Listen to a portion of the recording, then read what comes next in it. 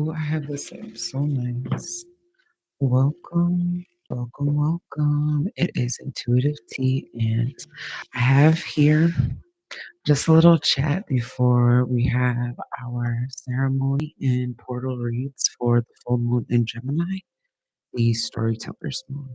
So I'm going to just read you, give you information about the energy this week and how to tune in and utilize it most wisely.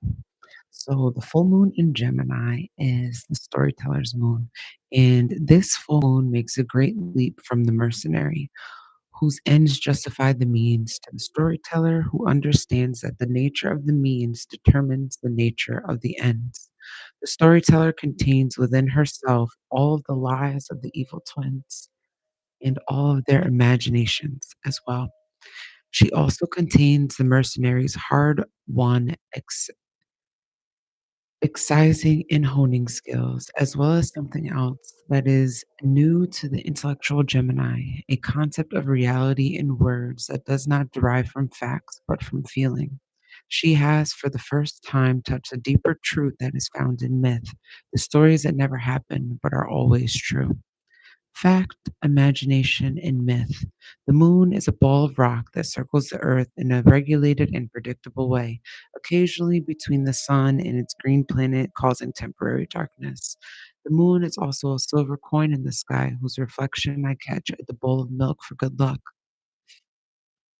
The moon is also a symbol of many gods and goddesses: Artemis, Mani, Aranirad, Thoth, Yamaya, Tsukuyomi, and is an astrologically the messenger of the heart, the inner parent, the inner child, and all the wild and watery emotions. All of these are true, and for the real truth of the moon to be told, it must be taken equally into consideration. The truth, the storyteller learns to do just this, not elevating fact, imagination, or myth, but combining them in proportions. The story unfolds, and they remember the truth is always that they never would have otherwise. At her best, everything the storyteller says is a story. Everything she sees becomes part of one. The difficulty comes in when, in order to truly live her path, everyone in her life gets cast some sort of character in the internal screenplay. Since storytellers don't just retell the same old story over and over, they create new stories as well. It's hard for her to keep her hands off the personal journeys of her loved ones.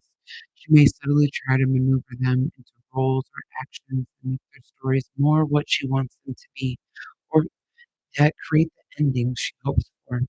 When they catch on, even if only vaguely, and dig in their heels, she is taken aback and a fight ensues.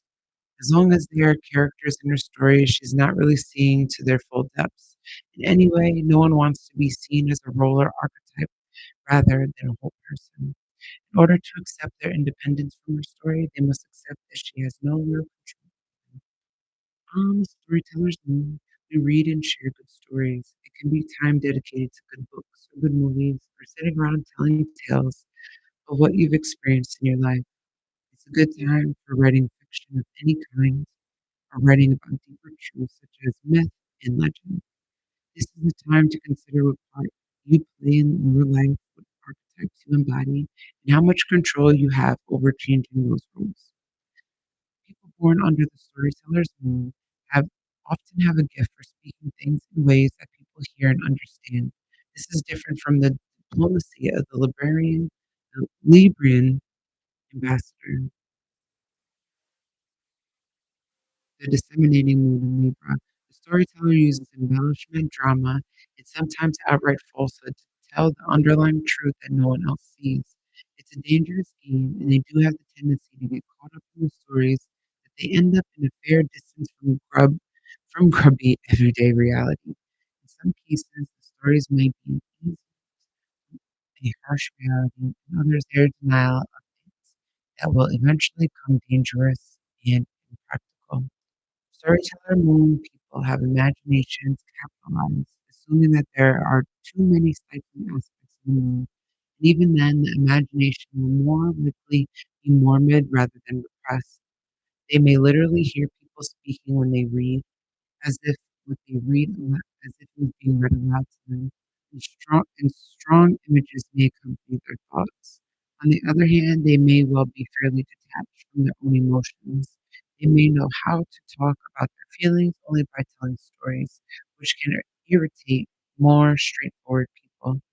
They may also be so busy casting themselves in sacred tales that they may miss out on creating original stories for themselves.